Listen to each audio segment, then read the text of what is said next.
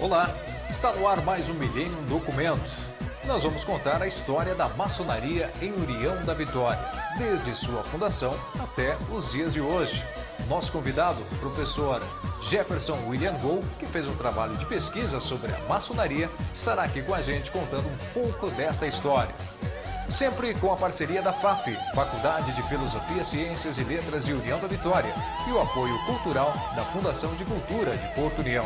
O Millennium Documento está no ar com a história da maçonaria. Nós voltamos já, aguarde um instante só.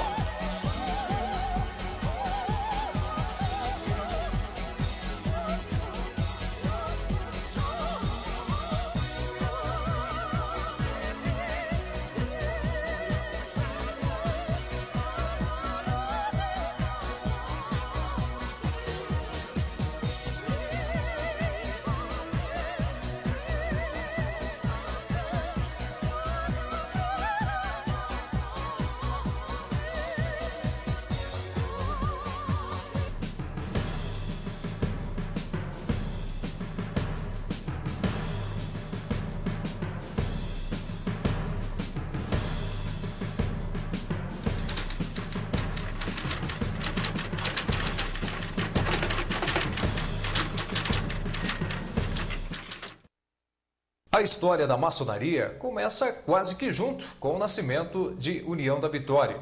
E o Millennium Documento apresenta hoje a história da maçonaria, ainda desconhecida de muita gente. Para conversar conosco, nosso convidado, o professor Jefferson William Gould, que é mestre pela Universidade Federal do Paraná, professor FAF nas disciplinas de Metodologia do Ensino de História, Antropologia Cultural e Iniciação à Pesquisa Histórica. Professor Jefferson William Gould, quero agradecer a sua presença aqui no Millennium Documento e gostaria que você começasse falando para nós aí sobre esse trabalho de pesquisa, né, que você realizou sobre a maçonaria e também contasse para nós o que é a maçonaria que você tem sobre essa pesquisa. Pois bem, olá Sérgio. O trabalho inicial de pesquisa com a maçonaria começou quando do projeto de pesquisa para o mestrado na UFPR e nada mais natural do que o foco da pesquisa se tornasse a própria loja em União da Vitória. É evidente que a maçonaria já tem uma longa tradição e uma história própria, mas a história regional ela é uma história importante de ser resgatada, de ser recriada inclusive, e a proposta dos anos entre 35 até 51, era justamente de estar observando que existe um lapso a ser preenchido na história da maçonaria como um todo no Brasil e nessa loja em específico, porque é um momento sintomático em que o Getúlio manda fechar as lojas, os membros eles têm que se reunir de forma não organizada ou fora da loja mesmo, e junto com tudo isso, existe todo um imaginário em torno da própria vivência desses membros dentro da loja, o que será que acontece dentro das colunas dos templos maçônicos. Então, a busca da pesquisa é justamente tentar identificar um pouco desse imaginário que nos anos 30, 40, até 1951, mais ou menos cercava essas pessoas, esses maçons, esses membros da loja local, naquele momento ali. Para falar um pouquinho da história da maçonaria como um todo, antes de chegar no assunto, acredito que seria relevante pensar na maçonaria no mundo. Então, a gente tem que resgatar um pouquinho quando ela começa a funcionar organizada ou com um estatuto próprio, com leis internas funcionando, que diz que ela é a maçonaria tradicional do rito escocês antigo e aceito. Então, o século XVIII, mais ou menos, é que assiste à fundação mesmo da primeira grande loja na cidade de Londres, da fusão de 4 outras lojas anteriores, que funcionavam em tavernas, que tinham frequentadores já da burguesia nascente na Inglaterra, pertencente muitas vezes entre grupos da aristocracia, mas que já não tinham os mesmos interesses que a aristocracia possuía. Então, falar contra os interesses da aristocracia, contra os interesses da igreja, não não seria adequado nos mesmos ambientes em que a aristocracia circulava ou que a igreja circulava. Ou ainda que não fosse contra, ou ideias que divergissem, que não tivessem o mesmo amparo, eles teriam que ter um outro centro de reunião, um outro lugar do que os historiadores nominam hoje, um outro centro de sociabilidades. Então, a busca de estar forjando uma loja maior, de estar reunindo experiências isoladas da maçonaria em Londres, fornece, né, a primeira grande loja de Londres, né, com um rito oficialmente prescrito para as outras obediências maçônicas, e a partir daí a gente tem que o século XVIII e XIX acabam difundindo a maçonaria pelo mundo todo, porque elas vêm junto com o interesse que a Inglaterra tem mesmo no comércio, na expansão desse parque industrial que a Inglaterra desenvolve no século XVII, XVIII e XIX. Então nós temos um momento que é o momento meio que do auge da maçonaria, que é o século XIX, onde eles, além de expandir ou espalhar a maçonaria, seus interesses comerciais pelo mundo todo, eles trazem junto com a maçonaria ideias referentes ao período iluminista mesmo, as ideias de elevar a civilização, de trazer novos conhecimentos filosóficos aos povos que vão estar recebendo. Então você tem quase que uma cruzada civilizacional ocorrendo no XIX, por conta da Inglaterra, França e os países imperialistas como um todo, mas a maçonaria é um ambiente de sociabilidade adequado para se tocar em assuntos que de repente estão junto com a política, mas além da política. Estão junto com as questões de religião, mas para além das questões de religião. Então, necessariamente não se fala em religião ou em política num templo maçônico, mas com certeza são espaços de discussão de ideias que embasam esses dois ambientes. Então, a gente pode perceber que em torno disso, as ideias referentes à maçonaria como atribuídas como uma religião, ou como um partido político, ou como uma agremiação que tem interesses que as pessoas desconhecem, ela acaba gerando um pouco desse imaginário, um pouco dessa dúvida frequente por parte, muitas vezes, dos governos que recebiam essas lojas, seja no Brasil, seja em outros países, seja por parte das autoridades religiosas, principalmente representadas pela Igreja Católica, que dominavam boa parte do espaço de atuação inglês. Então, há um questionamento frequente, um questionamento constante. E, evidentemente, que ao mesmo tempo que vem esse momento do século XVIII, que a maçonaria está constituída, boa parte de historiadores maçons vão falar de uma tradição ainda mais antiga, seja de uma maçonaria que teria surgido no Egito, seja de uma maçonaria que surge nos campos, nos canteiros de obras do período medieval, onde os pedreiros livres construíam as catedrais para a Igreja Católica e outros templos, inclusive muçulmanos, com determinados segredos referente à técnica de construir a abóbada ou a ogiva da igreja. Então, a gente tem uma maçonaria chamada operatória, que viria antes dessa maçonaria constitucional, instituída, que basicamente traz essa tradição da maçonaria. Alguns historiadores maçons vão levar mais no tempo, recuar mais no tempo para pesquisar essa tradição da maçonaria, outros ficam pelo final da Idade Medieval e até o período do Renascimento, quando a maçonaria operatória teria laços algumas vezes com os templários, outras vezes com grupos da Carbonária na Bavária. Então, é um conjunto de ideias que normalmente elas são um pouco misturados em alguns momentos e sugerem muitas dessas leituras que partem do imaginário. Então, Carbonários e Illuminati na Bavária seriam grupos que conspiram contra o trono, e por aí a gente tem uma noção, né, de tudo que a maçonaria nos sugere. Tá certo, interessante. Vamos dar um tempinho para o intervalo e nós voltamos já já falando sobre a fundação da maçonaria em União da Vitória. Aguarde um instante só, nós voltamos já já. Estamos de volta com o Milênio Documentos, sempre com a parceria da FAF, Faculdade de Filosofia, Ciências e Letras de União da Vitória, e com apoio cultural da Fundação de Cultura de Porto União. nós estamos contando um pouco da história da maçonaria em União da Vitória. Nosso convidado, professor Jefferson William Gol. Professor Jefferson, gostaria que você contasse para nós um pouquinho sobre a relação social na sociedade na época aí da fundação da maçonaria. Pois bem, União da Vitória, pelo censo de 1940, contava com cerca de 4.550 pessoas no perímetro urbano. Porto União com cerca de 4.997 indivíduos, também no perímetro urbano. O mundo rural era muito maior naquele momento do que a região da cidade mesmo. O número de membros cresceu de 17 da fundação para 40, em média de 30 a 40 membros na década de 30. Então, se a gente pensa que é uma sociedade que conta com cerca de 9.000 e tantos indivíduos, 40 indivíduos que estão ligados à municipalidade com certeza têm um peso determinante acerca dos conteúdos que circulam nessa mesma sociedade sobre a maçonaria.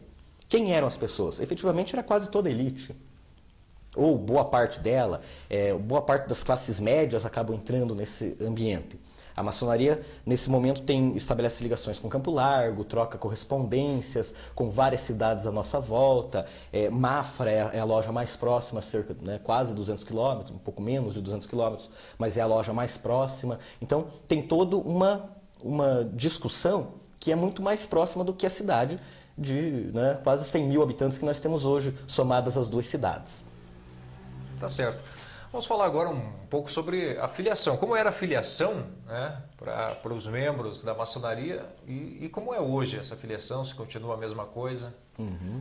Pois bem, a filiação ela é um momento assim, extremamente importante porque o maçom normalmente ele é pesquisado, alguns gostariam da palavra sondado, mas é feita toda uma pesquisa e uma busca sobre as informações. Se ele é um homem bom, de bons costumes, livre, que não tenha problemas com a polícia, que não tenha problemas domésticos. Então, essa sondagem ou essa pesquisa feita à volta do maçom, ela, num primeiro momento, seja no século XIX ou início do século XX, ela tem um caráter e um rigor muito sério porque ele está voltado muito à questão de estar buscando um vínculo com a aristocracia, está buscando um vínculo com uma elite, seja ela ilustrada, seja ela formada pelos coronéis, pelos membros da Guarda Nacional no primeiro momento, mas a década de 20 e 30 ela vai haver uma flexibilização.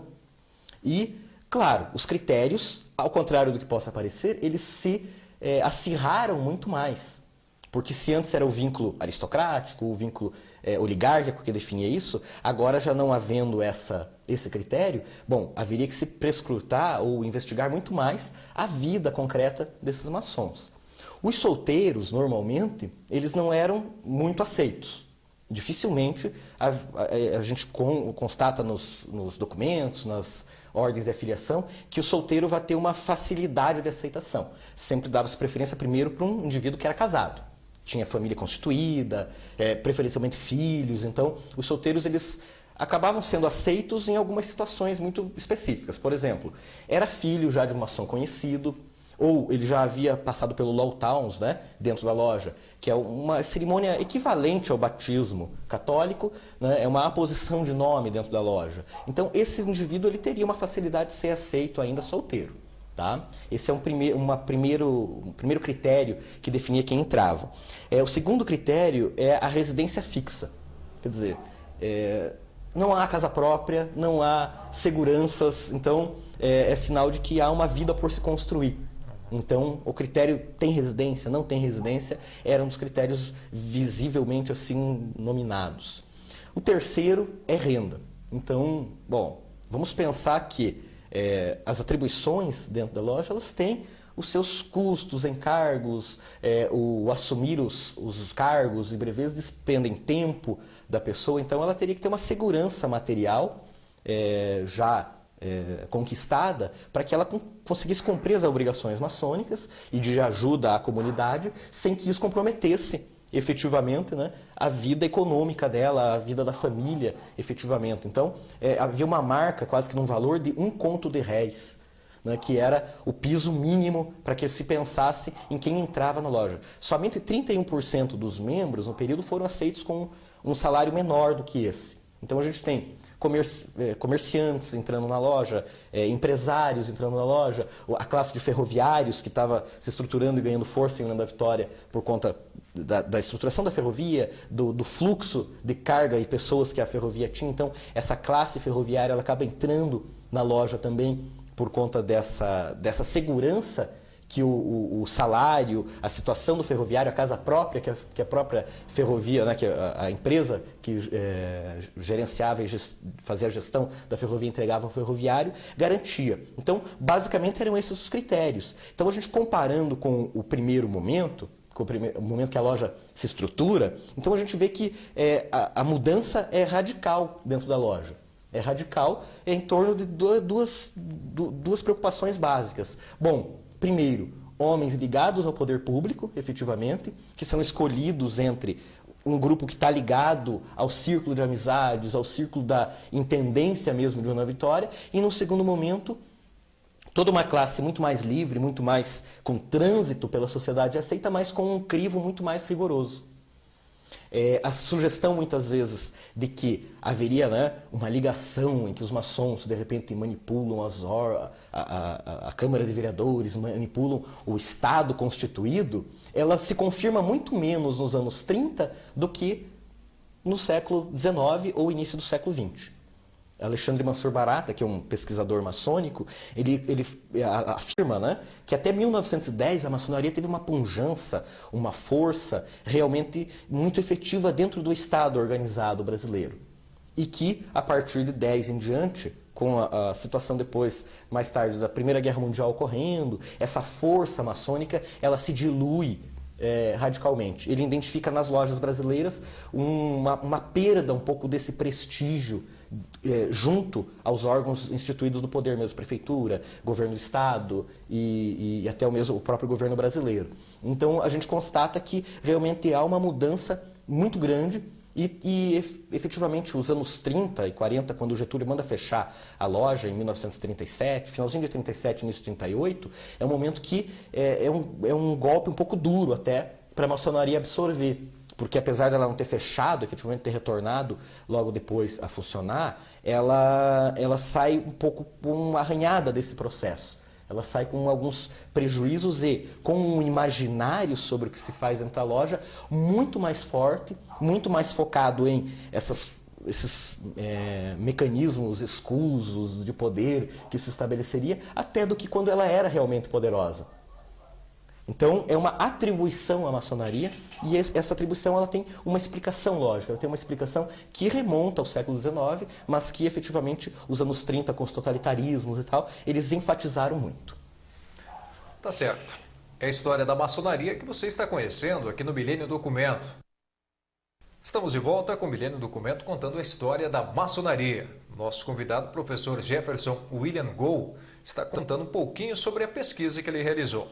Professor Jefferson, vamos falar agora sobre a fundação da maçonaria em União da Vitória. Quando isso ocorreu?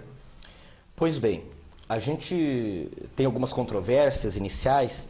Alguns afirmam que seria em 1898, outros 99, mas temos uma fonte de um pesquisador local, o Manuel Claro Alves Neto, professor da FACE durante um tempo e que produziu um primeiro trabalho contando, né, pesquisando as fontes maçônicas e contando um pouquinho de como é que acontece esse primeiro momento, essa chegada da maçonaria em União da Vitória.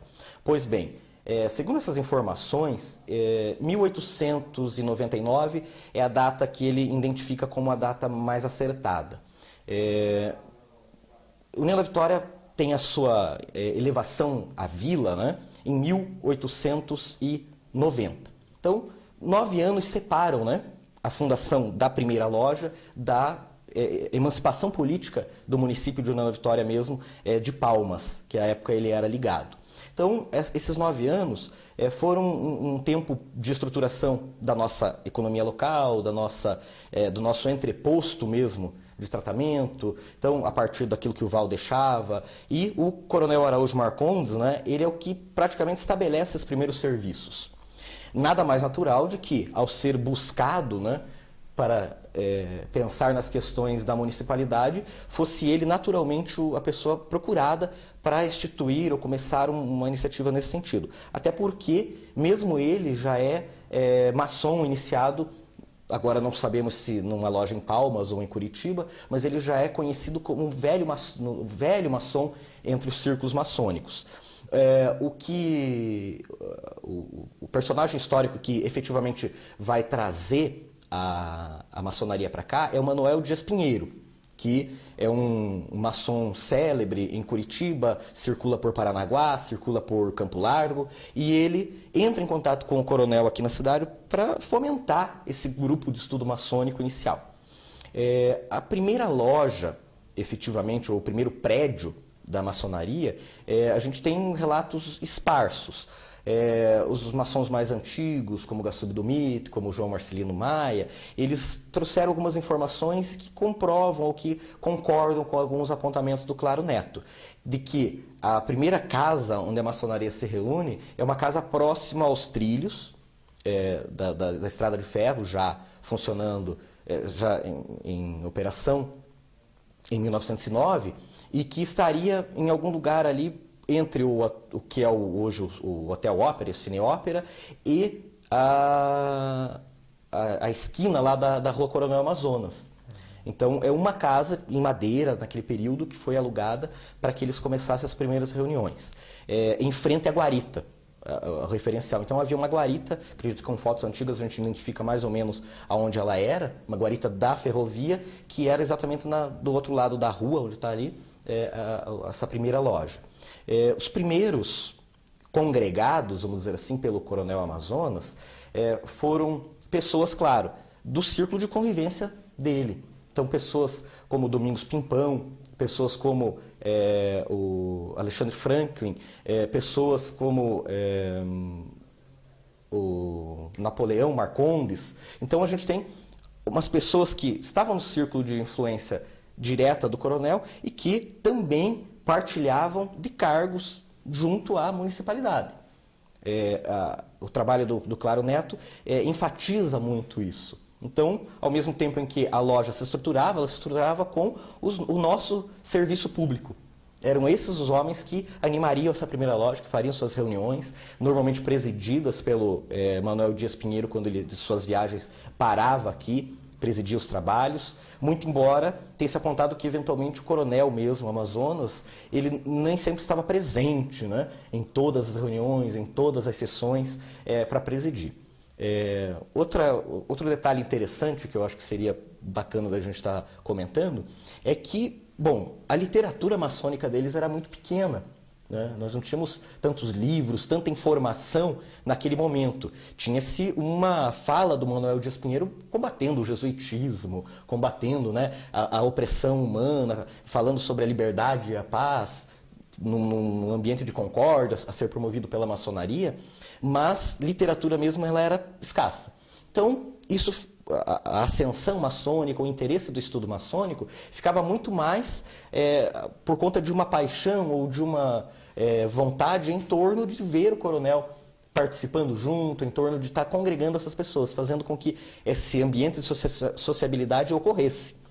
Então, a falta eventual dele meio que enfraquecia o ânimo das primeiras reuniões. Esse é um detalhe que o Manuel Claro Neto enfatiza bastante. Então, ele fala que muito mais a força política do coronel fez com que a maçonaria funcionasse do que a vontade em torno do estudo maçônico, que por si só, enquanto literatura, era escasso, era difícil de se encontrar em União da Vitória. Pois bem, esse primeiro momento, ele então é marcado por sessões espaçadas, eventuais, são iniciados em torno de 17 membros, que iniciam alguns fora do templo inicialmente, claro, porque somente iniciados entrarão no templo com toda a propriedade, com autorização para frequentar a sessão, e também a ascensão dos graus, né, maçônicos, os 33 graus maçônicos, ela era ou acontecia muito rapidamente, por conta de que, olha, por falta de uma literatura, de saber exatamente como eram os procedimentos, se iniciava Logo, um irmão já estava assumindo o 3º grau maçônico, dali a um ano ele já estava no 30º grau, então isso era muito flexível, entendido de uma forma muito tranquila para esses primeiros fomentadores da maçonaria. Quadro que iria mudar com o passar do tempo, com a adesão de novos colaboradores e membros na loja.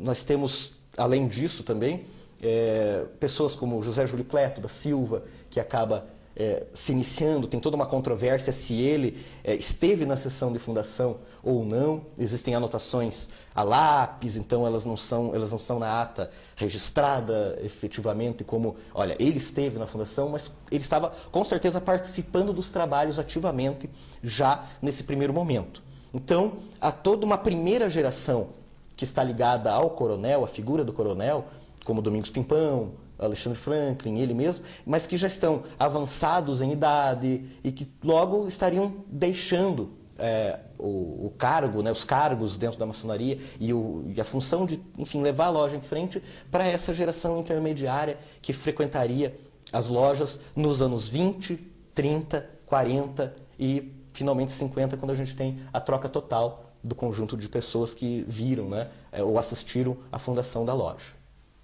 Tá certo. Estamos apresentando aqui no Milênio Documento a história da maçonaria em União da Vitória. Nós vamos dar um tempinho para o intervalo e voltamos já já. Não saia daí. O Milênio Documento está contando a história da maçonaria em União da Vitória, sempre com a parceria da FAF, Faculdade de Filosofia, Ciências e Letras de União da Vitória, e com o apoio cultural da Fundação de Cultura de Porto União. Nosso convidado, o professor Jefferson William Gol, está contando um pouco da história sobre o seu trabalho de pesquisa realizado sobre a maçonaria.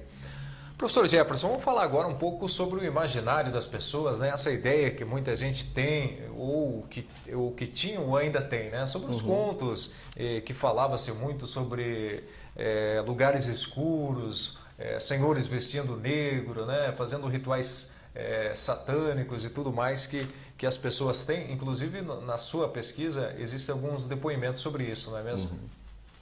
Então, essa é uma preocupação que sempre circundou a maçonaria.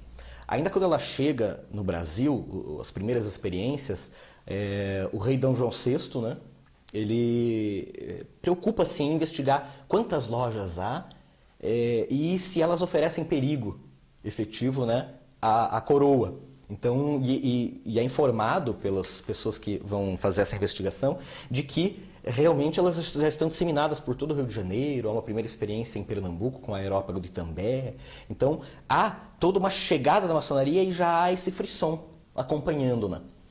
Mesmo quando Dom Pedro é convidado por Gonçalves Ledo e pelo José Bonifácio a compor, compor junto com a loja, né? Se transformar em membro e efetivamente ganhar o cargo de grão-mestre da loja, e há uma disputa clara entre duas vertentes maçônicas distintas naquele momento, essa fala geral é justamente ataques que são dirigidos contra a maçonaria, de que ela estaria manipulando o príncipe herdeiro, e toda uma leitura a partir do momento que é uma ideia de subversão, é uma ideia de que lá dentro não se faz coisa boa. Efetivamente, isso vem, né, sendo trazido no tempo, nos anos 20, após a Segunda Guerra Mundial, muito fortemente, e a Espanha franquista, por exemplo, já no período da Segunda Guerra Mundial, entre guerras, Franco é o ditador que atribui à maçonaria todos os erros do que o governo dele não deu conta de sanar. Então, lá dentro das lojas é que estaria sendo tramado o problema da miséria do povo espanhol, o problema das falências que o Estado não dava conta de gerir, é por conta da maçonaria. Então, para que essa imagem seja instrumentalizada, essa fala ela é recuperada muito do ambiente religioso. O Papa Bento,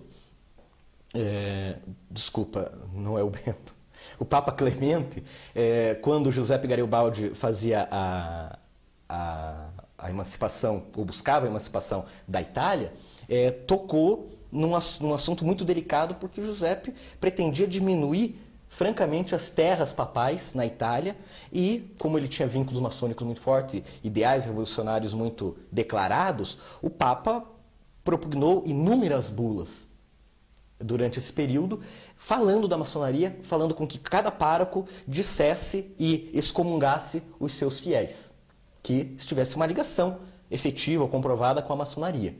E as argumentações não poderiam ser outras senão a de que haveria um conluio secreto, com forças indescritíveis, seja diabólicas. Então, a fala, na verdade, é uma preocupação que sai do ambiente político, a terra do papado que é perdida efetivamente, mas que a única forma legal de se atacar ou de se destruir essa briga política na Itália é dizer que a maçonaria está fora do ambiente da igreja por completo. Então, essa fala, ela é reinstrumentalizada, porque é um documento oficial da igreja. Então, efetivamente, os párocos, os padres, os pequenos difusores da doutrina católica, efetivamente vão estar fazendo essas falas, vão estar nos púlpitos mesmo, seja no Brasil, seja em outros lugares, vão estar levando, principalmente as mulheres e as crianças, essa imagem meio que terrível da maçonaria, assustando efetivamente para que as pessoas tivessem esse medo e se preocupassem em não ter o vínculo. E, evidentemente, há o medo político. E esse é o que eu identifico muito mais nos anos 30 e 40, porque Getúlio Vargas tem uma sede controladora muito grande, né, sobre o Estado, é aconselhado por um general integralista no período Nilton Cavalcanti a fechar as lojas, com o medo de que houvesse uma conspiração comunista dentro das lojas. Então, já que é secreto o ambiente em que se faz a sessão, e reservado às reuniões mais ordinárias, sessões brancas e tal, pensa-se que, olha, efetivamente se trata de política lá dentro e o fechamento das lojas é urgente. Ele é necessário para garantir a soberania do Estado. Então, e o Getúlio acata a ordem do Nilton Cavalcanti, decretando, e aí a maçonaria entra num período de negociação. Nossa loja fica fechada por cerca de 1 ano, nesse período. E isso suscita várias dúvidas dentro da própria maçonaria por conta desse acerto, né, de que a maçonaria possa continuar operando, desde que ela, né, expulse membros de dentro da maçonaria que teriam ligações com o integralismo, com o comunismo, com ideologias opostas ao regime. É esse o termo que é normalmente utilizado pelos decretos que são relativos à maçonaria. Qualquer ideologia oposta ao regime que estaria sendo propugnada, falada dentro de loja, ela deveria ser rastreada, identificada e aí sim tomada uma providência. Então, o fechamento da loja é, inclusive, uma demonstração desse imaginário, porque bastaria então um decreto pedindo a informação de quais seriam as afiliações políticas dos maçons e não o fechamento da loja. Isso seria suficiente para que, com certeza, o general que estava preocupado com as questões de segurança soubesse quem é quem naquele ambiente. Não, fecha-se. Então, o fechamento da loja mostra o quanto esse imaginário toca efetivamente as pessoas que efetivamente de repente não estão vivendo a afiliação maçônica, o regime de iniciação maçônica. Então, e Getúlio não era maçom, então a gente tinha uma situação em que ele realmente não sabia o que ocorria. Então, ele é praticamente movido pelo imaginário para decretar esse fechamento. E, efetivamente, a partir do momento que se decreta o fechamento, as pessoas que estão na condição de afiliado maçônico, elas não podem ir até a loja. Elas não podem se reunir na loja porque isso vai caracterizar que elas estão reunidas e vai estar passível de uma sanção pelo Estado. Então, o que ocorre? Elas se reúnem nas casas, né, desses membros, elas se reúnem nas garagens de vez em quando. Então, ou um irmão que tem uma sala um pouco maior, é lá que vai ocorrer. E, efetivamente, as pessoas que vivem à volta desses maçons, dessas pessoas nesse período, vão achar ou entender como movimentos estranhos, né? Fora da rotina desse mesmo maçom, inclusive. Então, isso fomenta ou ainda dá mais corda para comentários, fofocas efetivas que, de repente, ocorrem partidas de uma base de senso comum que se diz que a maçonaria realmente é um lugar de lugares escuros, de sacrifícios e tudo mais. Então, é um imaginário construído ao longo do tempo, mas que ele dá resultados práticos na história porque, de repente, a preocupação é real, ou o medo das pessoas em relação a ela é real. mais ou menos para fechar essa ideia, as pessoas nos anos 30 e 40 acabavam associando muito a leitura do judaísmo, a maçonaria como elemento judaizante no Brasil, apesar dos judeus serem uma colônia muito menor do que as outras colônias imigrantes que estiveram aqui. Então, é uma associação recorrente no período da Segunda Guerra Mundial, que nos anos 30 e 40 ocorre no Brasil. Tá certo. Vamos dar mais um tempinho para o intervalo e nós voltamos já já. Milênio Documento, apresentando a história da maçonaria em União da Vitória. Aguarde, nós voltamos já já. Estamos de volta com o Milênio Documento e a história da maçonaria. Professor Jefferson, vamos falar agora um pouquinho sobre a maçonaria nos dias de hoje. Certo. Atualmente, a maçonaria perdeu muito dessa carga de imaginário porque ela já não aceita mais ser rotulada como uma sociedade secreta, tal como ela foi rotulada por um longo tempo. Ela se entende hoje muito mais como uma sociedade reservada, que presta determinado serviço à sociedade, que tem um código de condutas estrito a ser respeitado e, efetivamente, esses processos de afiliação, como a gente já citou anteriormente, eles não mudaram muito, porque eles fazem parte do conjunto de fatores que fazem dela a maçonaria. Então, efetivamente, ainda os seus integrantes, os seus afiliados, eles são, né, investigados, verificados sua conduta moral, se efetivamente ele tiver condutas que não são apropriadas ao maçom, ele vai ser convidado, de repente, a se retirar da loja.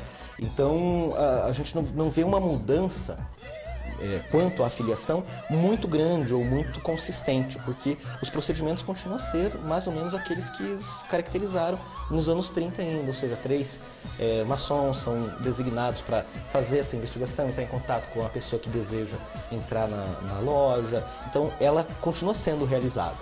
E, efetivamente, hoje ela está muito mais próxima até à sociedade do que ela já esteve, porque os clubes de serviços como um todo, eles se espalharam pelo mundo todo, eles se revelaram um auxiliar do Estado, né? Se a gente até fizer uma comparação com as ONGs, né? Na verdade ela é quase uma grande ONG com estatutos muito mais rígidos, severos e que presta determinados serviços de benemerência, doação filantrópica e por aí vai. Então a gente tem, de repente, uma ligação, uma proximidade com o mundo moderno muito menor ou muito menos fechada, muito menos, uma pressão muito menos dogmática até, do que ela já apresentou no início do século. Então eu acho que esse é um saldo que a gente pode ter e tem iniciativas muito bacanas já de várias lojas, o próprio Grande Oriente do Brasil, de estar fornecendo informação à comunidade do que ela faz e do que a comunidade pretende com a maçonaria. Tá certo. Bom, eu queria agradecer a sua presença aqui, professor Jefferson, né? Nos contando um pouquinho, nos auxiliando nessa história da maçonaria em União da Vitória, pelo seu trabalho de pesquisa realizado, né? Que foi muito importante, esclarecendo a nós, né? E aos telespectadores da TV Milênio, nesse Milênio Documento, contando a história da maçonaria. Bom, obrigado pela participação, pelo direito de participação. E, de qualquer modo, a gente se põe à disposição, né, na FAF e a interessados no assunto também, a estar, de repente, discutindo, fazendo pesquisas e estar trabalhando com esse assunto e com outros que a faculdade possa trazer para a comunidade como um todo. Tá certo, obrigado. Professor Jefferson William Gol, que é mestre pela Universidade Federal do Paraná, professor da FAF nas disciplinas de Metodologia do Ensino de História, Antropologia Cultural e Iniciação à Pesquisa Histórica. Esse foi o Milênio Documento, contando a história da maçonaria em União da Vitória, sempre com a parceria da FAF, Faculdade de Filosofia, Ciências e Letras de União da Vitória, e o apoio cultural da Fundação de Cultura de Porto União. Não perca, no próximo programa, o Milênio Documento vai trazer para você uma história sobre a ocupação do Paraná e colonização de União da Vitória. É o Milênio Documento, sempre contando a história em fatos realmente acontecidos em nossa cidade. Um abraço, obrigado pela sua companhia e até o próximo programa.